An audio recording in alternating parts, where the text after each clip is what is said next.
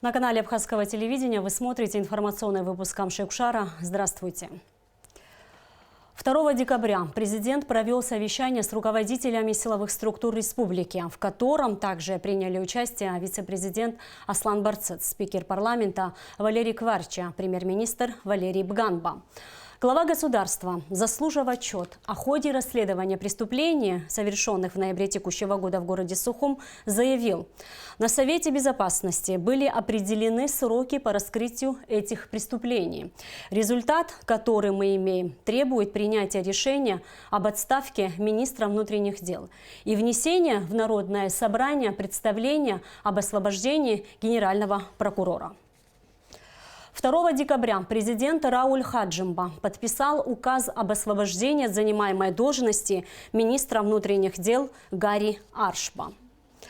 Указом Рауля Хаджимба временное исполнение обязанностей министра внутренних дел возложено на исполняющего обязанности заместителя министра внутренних дел Ливана Кварацхелия. Премьер-министр Валерий Бганба подписал распоряжение, согласно которому первый замминистра внутренних дел Казбек Кишмахов освобожден от занимаемой должности. Ранее на площади Свободы в Сухуме собрались граждане, недовольные работой правоохранительных структур Абхазии. В частности, ходом расследования происшествия, имевшего место 22 ноября на набережной Сухума, в результате чего погибли Астамур Шамба и Алхаса Вицба. А Доминика Киртава получила тяжелые пулевые ранения в голову. Собравшиеся требовали отставки министра внутренних дел и генерального прокурора республики. Во второй половине дня в Народном собрании состоялось внеочередное заседание, на котором было одобрено представление президента об отставке генерального прокурора Абхазии Зураба Ачба и его заместителя Ишсоа Какалия. Как уточнили в парламенте, генпрокурор и его заместитель написали заявление об уходе по собственному желанию на имя президента, а глава государства внес представление на рассмотрение в парламент. После рассмотрения вопроса депутатами была создана счетная комиссия и проведено тайное голосование, по итогам которого и было принято решение об освобождении от занимаемых должностей генпрокурора и его заместителя. Присутствовало депутатов 29, всего бюллетеней 33, выданных бюллетеней 29, проголосовало 29, недействительных бюллетеней 1. За освобождение от должности Ачба Зураба Шотовича 19 человек, против 9. По итогам тайного голосования Ачба Зураб Шотович освобожден от должности генерального прокурора Республики Абхазия. За освобождение от должности заместителя генерального прокурора 27 человек, против 2. По итогам тайного голосования Какалия Ишсо Иванович освобожден от должности заместителя генерального прокурора Республики Абхазия. Рауль Хаджимба от имени руководства Республики Абхазия и от себя лично выразил соболезнования президенту Российской Федерации Владимиру Путину и семьям погибших в результате аварии с автобусом, произошедшей в Забайкалье. Мы с глубокой скорбью восприняли известие о произошедшей трагедии, результатом которой стали человеческие жертвы, среди которых есть и дети. В этот трудный час мы вместе с родными и близкими погибших переживаем эту тяжелую утрату и желаем скорейшего выздоровления всем пострадавшим, отмечается в соболезновании главы государства. 1 декабря в Забайкалье пассажирский автобус съехал с моста через реку Куэнга. Он перевернулся и упал на лед. В результате аварии погибли 19 человек. В понедельник утром в порту Сухума пришвартовался круизный лайнер «Князь Владимир». Судно совершило тестовый заход в столичный морской вокзал после окончания масштабных дноуглубительных работ. За послевоенную историю Абхазии подобный корабль прибыл в республику впервые.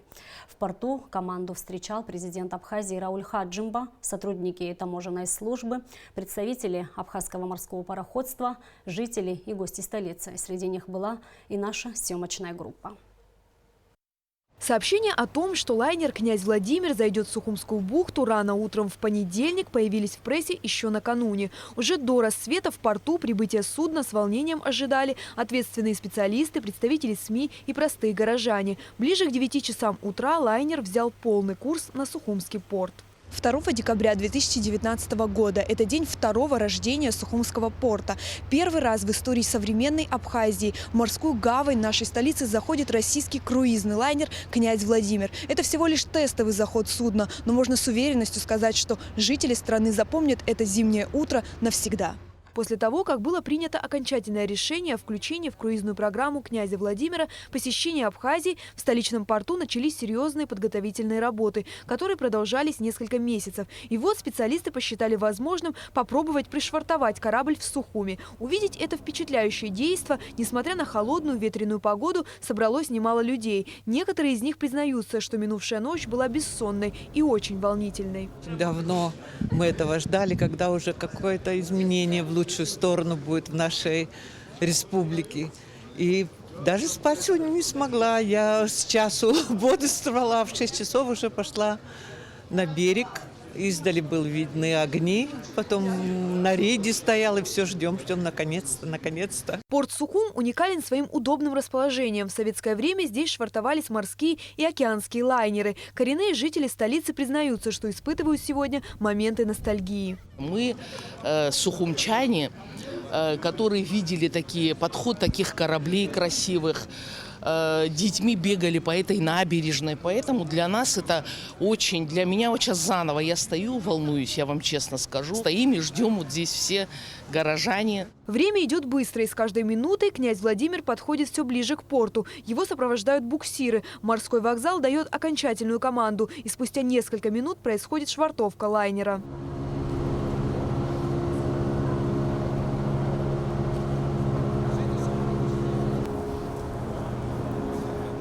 Люди снимают происходящее на мобильные телефоны и аплодируют. Судно успешно пришвартовано в Сухумском порту.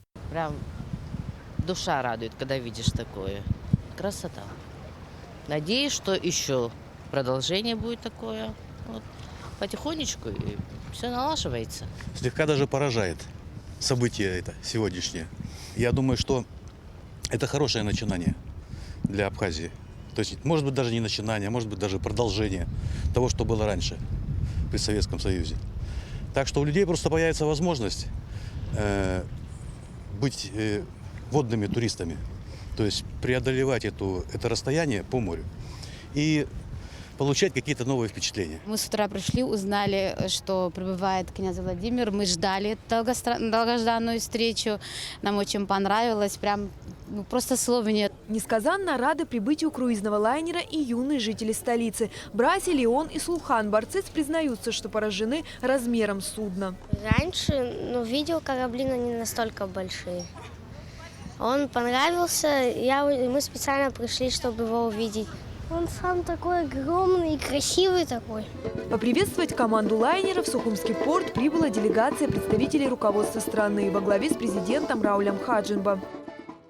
Встреча гостей в рамках национальных традиций под звучание музыки и угощения.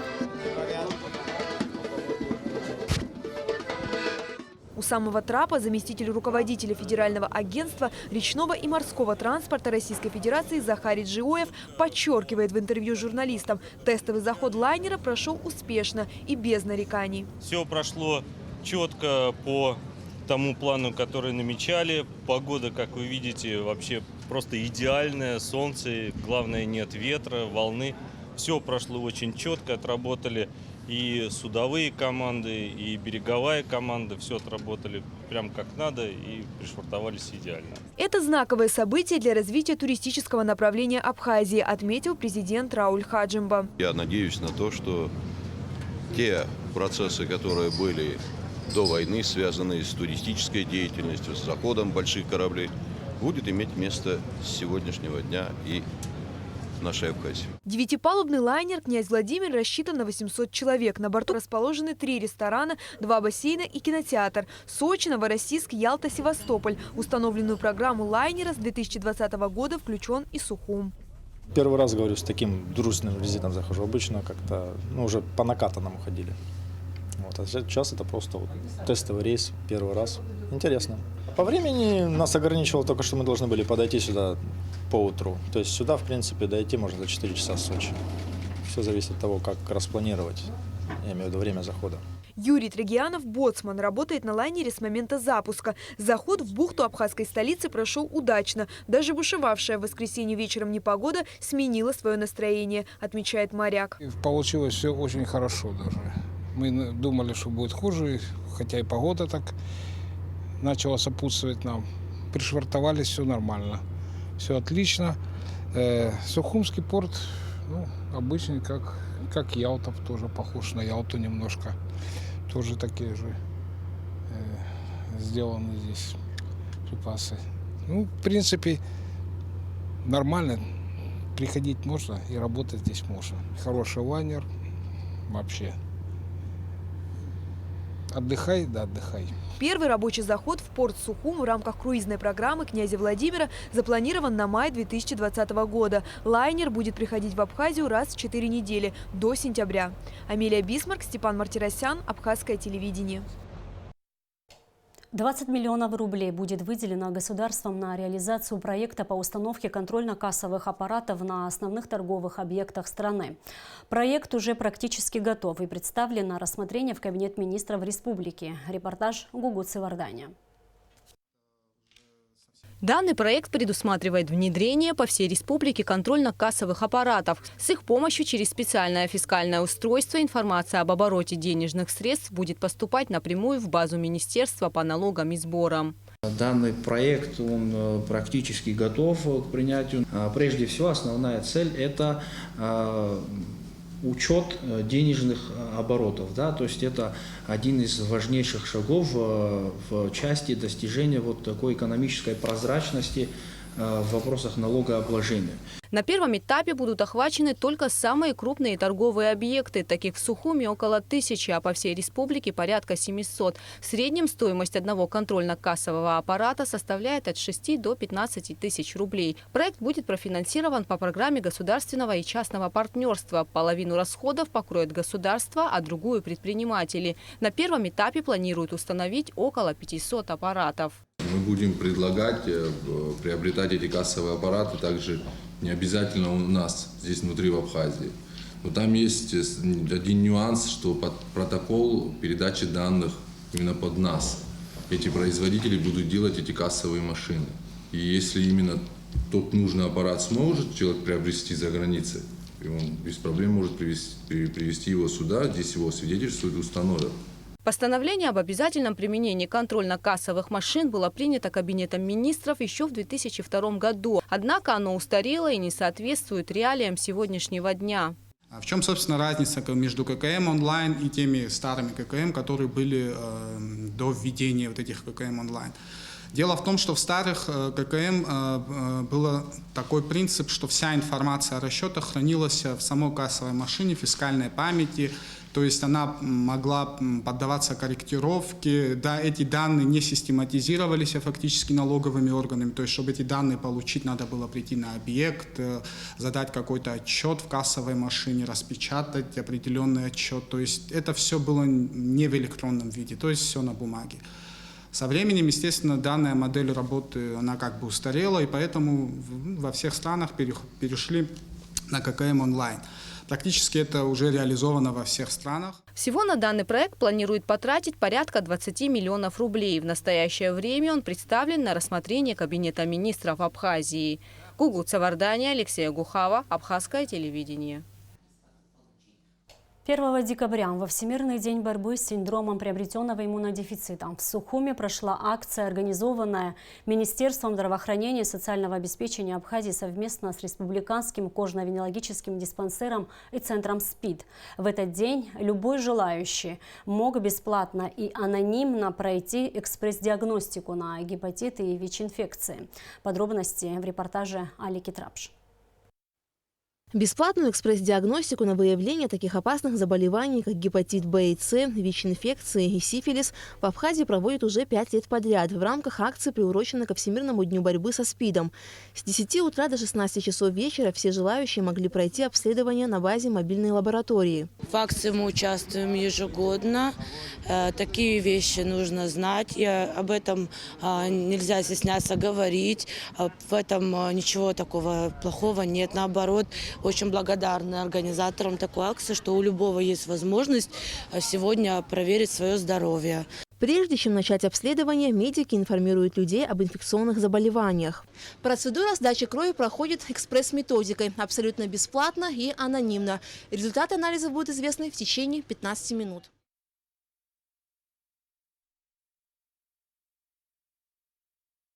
В случае обнаружения болезни человеку рекомендуют пройти до обследования в центре СПИД. В Абхазии более распространен гепатит С, на втором месте стоит гепатит Б. И ВИЧ-инфекция у нас, к сожалению, тоже в нашей стране есть. У нас есть пациенты, которые получают препараты. Их свыше 500 человек, среди них есть и детки. Поэтому очень важно знать свой статус, то есть чтобы себе в будущем помочь. СПИД – это синдром приобретенного иммунодефицита. Заболевание вызывается вирусом иммунодефицита человека ВИЧ. ВИЧ ослабляет иммунную систему, в результате чего организм теряет возможность противостоять различным заболеваниям. В настоящее время в Абхазии ведется работа над созданием регистра инфицированных гепатитами Б и С. Недостаточно одного носительства этого вируса. Еще есть ряд других критерий, которые необходимо учитывать при назначении лечения. Этим занимаются наши специалисты. И вот мы сейчас работаем в направлении такой статистического, то есть подготовки регистра. Это очень важно. Мы должны знать максимально, какое количество инфицированных. Но есть определенная статистика мировая. То есть на одного выявленного инфицированного приходится 10 невыявленных. Это усредненные показатели, но тем не менее цель в том числе подобных акций направлена на скрининг и максимальный охват всех желающих населения для того, чтобы выявить ту или иную инфекцию. В рамках акции, приуроченной ко Всемирному дню борьбы со СПИДом, экспресс-диагностику прошли 62 человека. У 9 был обнаружен гепатит С, но он не столь опасен, потому как лечится. У одного человека анализ на ВИЧ оказался положительным, поэтому его направили в центр СПИД на дообследование. Аля Катрап, Степан Мартиросян, Абхазское телевидение.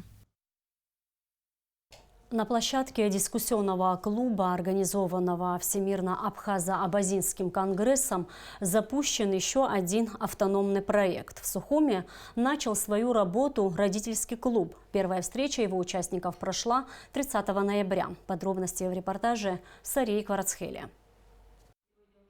Обстановка, которая царит в клубе, располагает к обсуждению личных вопросов, ведь здесь встречаются родители с общими сложностями и проблемами. Эта идея вообще мне в целом очень нравится. Я думаю, что всем тем, кто здесь сейчас присутствует, она тоже близка. И я думаю, это очень актуально на сегодняшний день.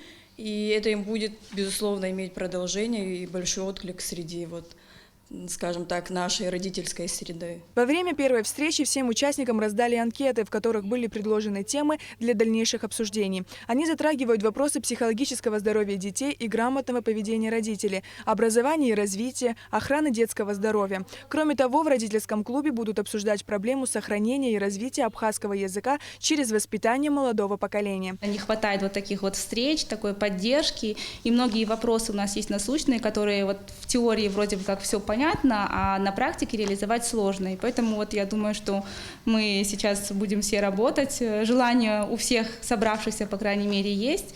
И я тоже настроена очень позитивно. Родительский клуб – это уникальный проект для Абхазии. На первой встрече присутствовали только мамы, но организаторы надеются, что активными участниками дискуссий станут и папы. У нас существует огромное количество партий, движений, клубов по интересам, но не было клуба, который бы объединял людей, которым посчастливилось называться родителями. И я считаю, что если мы все объединимся, то мы сумеем добиться изменений в любой области, во всех областях, в которых мы только захотим. Как известно, в рамках работы дискуссионного клуба ВАК лучшие идеи и проекты смогут получить финансирование. Это касается и проектов родительского клуба. Мы возлагаем очень большие надежды на этот проект, и в первую очередь он связан с тем, что мы хотим найти единомышленников. В разных сферах нашей жизни мы встречаем разные проблемы, но любая проблема может отступить, если вместе искать решение этой проблемы. Возможность не только обсудить актуальные проблемы, но и предложить способы их решения и реализовать их на деле. В середине следующего года, в сентябре, будут рассматриваться проекты, в том числе от представителей родительского клуба, которые в 2021 году, правильно, можно будет реализовать. Встречи участников родительского клуба в первое время будут проходить 2 раза в месяц. Все они будут транслироваться онлайн на страницах социальных сетей ВАК. Сария Гваратхеля, Руслан Орлов, Абхазское телевидение. Старейшему армянскому селу Абхазии Мцара исполнилось 140 лет. На празднование приехали выходцы села из разных районов Абхазии и России.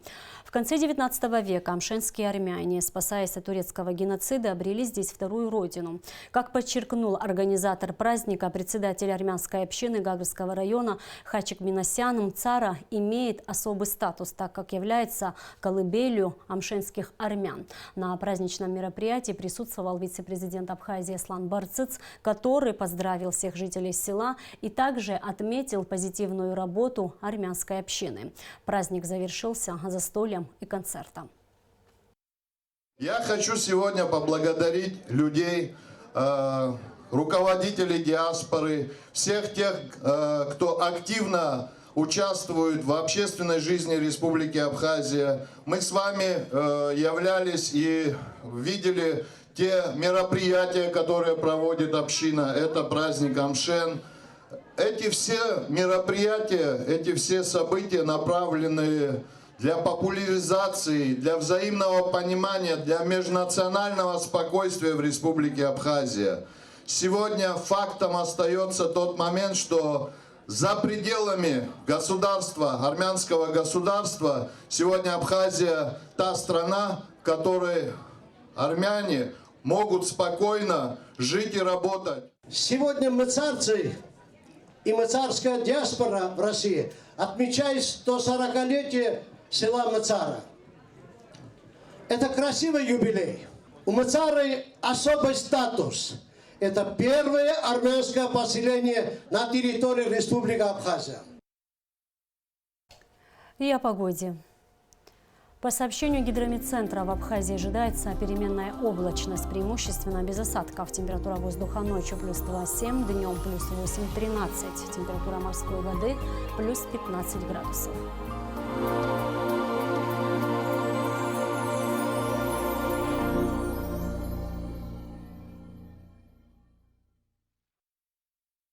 И на этом наш выпуск завершен. Всего вам доброго.